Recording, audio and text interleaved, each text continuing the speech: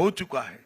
अब समय आ गया है कि नॉर्थ ईस्ट को भी, नॉर्थ ईस्ट के हर नागरिक को संविधान ने दिए हुए अधिकार मिले, उसकी संपत्ति के रक्षण का अधिकार मिले, इसके सम्मान के संरक्षण का अधिकार मिले और उसके परिवार के संरक्षण का अधिकार मिले, जो ये 3 संहिताओं में है।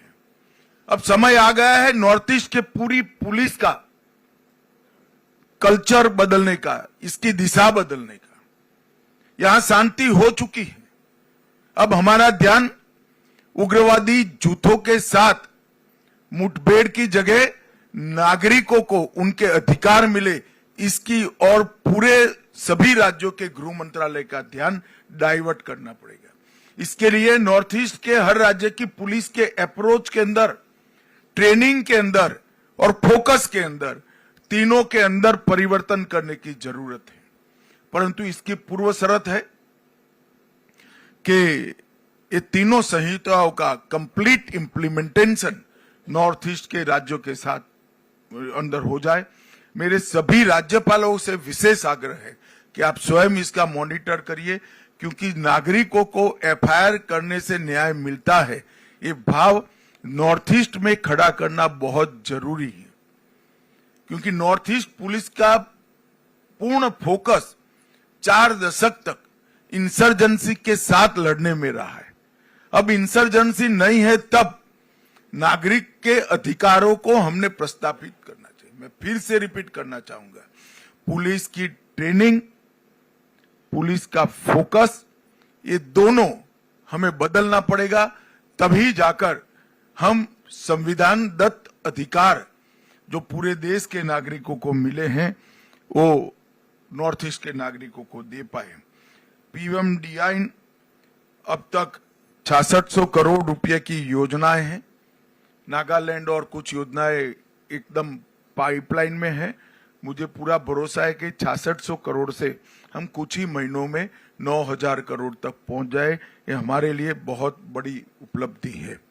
सड़कें, विद्युत परियोजनाएं, शिक्षा परियोजनाएं, स्वास्थ्य परियोजनाएं, खेल का इंफ्रास्ट्रक्चर और टूरिज्म की परियोजनाएं, ये मिलाकर लगभग 111 से ज्यादा परियोजनाओं ने पूर्वोत्तर के विकास के लिए ढेर सारा काम किया है। 14-15 से हमारे बजट में 153% की वृद्धि हुई है। लगभग 22 मिशन से पूरे पूर्वोत्तर को हम समृद्ध बनाने का एक महत्वाकांक्षी लक्ष्य रखे हैं। Mission organic value chain development भी हमने आगे मैंने बताया ऐसे परिपूर्ण करनी पड़ेगी। और कनेक्टिविटी के लिए मैं भारत सरकार की ओर से आपको आश्वस्त करना चाहता हूं, हर प्रकार की सहायता पूर्वोत्तर राज्य को हम करेंगे और उसमें बजट की कोई कमी नहीं। सिर्फ रेल कनेक्टिविटी में 81,000 करोड़ रुपया की योजनाएं अब तक बन चुकी हैं। रोड कनेक्टिविटी में 41,000 की योजनाएं बन चुकी हैं।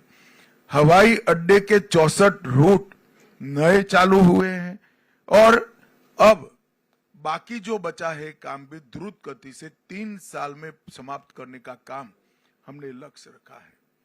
मेरा आग्रह है कि नेसेक का सबसे ज्यादा उपयोग नॉर्थ ईस्ट के राज्यों ने करना चाहिए।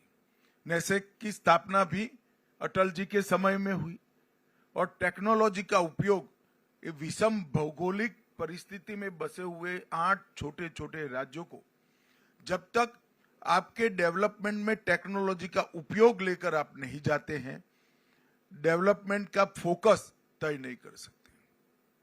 रास्ते नेचुरल कोर्स में कहां से बनाने से कम अवरोध है, वो हम टेक्नोलॉजी से बहुत अच्छे तरीके से आइडेंटिफाई कर सकते हैं।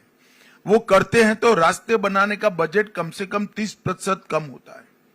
बाढ़ से हम ग्रस्त हैं, बाढ़ को डाइवर्ट कर बड़े तालाब बनाकर टूरिज्म, एग्रीकल्चर और बाढ़ से बचना तीनों लक्ष्यों को सिद्ध कर सकते हैं। आसाम ने प्रायोगिक स्तर पर 15 बड़े तालाब बनाए हैं। सभी राज्यों ने ये बाढ़ से निजात पाने के लिए और पानी के स्टोरेज के लिए इसका उपयोग करना चाहिए। असम के मॉडल को समझना चाहिए। मैं चाहूंगा कि एनईसी भी असम के मॉडल को बाकी सारे राज्यों में जहां जहां प्लेन जगह उपलब्ध है वहां पर बड़े तालाब बनाकर टूरिज्म, इरिगेशन, ड्रिंकिंग वाटर और बाढ़ से निजात, ये चारों लक्ष्य को सिद्ध कर सकते हैं। और इसके लिए भी टेक्नोलॉजी का उपयोग महत्वपूर्ण तरीके से हो सकता है।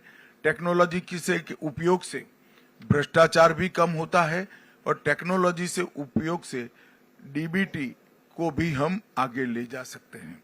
आज नेसेक की भी मीटिंग है, बहुत सारी चीजें पहले तय हुई हैं। मैं यहाँ आने से पहले देख कर आया हूँ, बहुत अच्छा इम्प्लीमेंटेशन हर राज्यों ने करा है। एक छोड़कर सभी राज्यों के मुख्यमंत्री ने अपनी ऑफिस से ही नेसेक के साथ किसी को जोड़ने का काम किया है। इससे इन कामों को गति मिली है। अंत में मैं इतना ही कहना चाहता हूँ, पूर्वोत्तर शांत होना पर्याप्त नहीं है। पूर्वोत्तर को समृद्ध करने का हमारा लक्ष्य होना चाहिए। पूर्वोत्तर शांत और समृद्ध होना भी पर्याप्त नहीं है। पूर्वोत्तर की हमारी विविधता की जो पहचान है, सांस्कृतिक पहचान है, कला की पहचान है, साहित्य की पहचान है और भाषाओं का अस्तित्व, इसको संजो कर रखना न केवल पूर्वोत्तर पूरे देश के लिए महत्वपूर्ण है, क्योंकि भाषाएं, संस्कृति हमेशा से हमारे देश की बहुत बड़ी धरोहर रही है। मैं आपको विश्वास दिलाता कि मोदी जी के नेतृत्व में मैं, सिंधिया जी और सुकांत मजमूदार जी तीनों आपके एडवोकेट बनकर भारत सरकार में आपकी हर समस्या के लिए खड़े हैं। आप आगे आइए और ये शांत, समृद्ध और सांस्कृतिक विरासत से सभर पूर्वोत्तर को आगे बढ़ाए। और जब 2047 विकसित भारत का लक्ष्य तय होगा, तब मेरी तो मन की एक कल्पना है कि सबसे समृद्ध क्षेत्र अगर कोई हो सकता है तो हमारा पूर्वोत्तर हो सकता है, क्योंकि कुदरत ने आपको बहुत पोटेंशियल दिया है। तो हम सब मिलकर मोदी जी के 2037 के विकसित भारत के लक्ष्य के साथ जुड़े, आगे बढ़े और पूर्वोत्तर को भी आगे बढ़ाए, यही अभ्यर्थना है। वंदे मातरम, भारत माता की जय। माननीय गृह मंत्री एवं उत्तर पूर्वी परिषद के अध्यक्ष श्री अमित शाह जी का मैं बहुत बहुत आभार व्यक्त करती हूं, उनके बहुमूल्य वक्तव्य सभी के साथ साझा करने के लिए। अब मैं धन्यवाद ज्ञापन के लिए योजना सलाहकार श्री शोम कामे जी से अनुरोध करती हूं।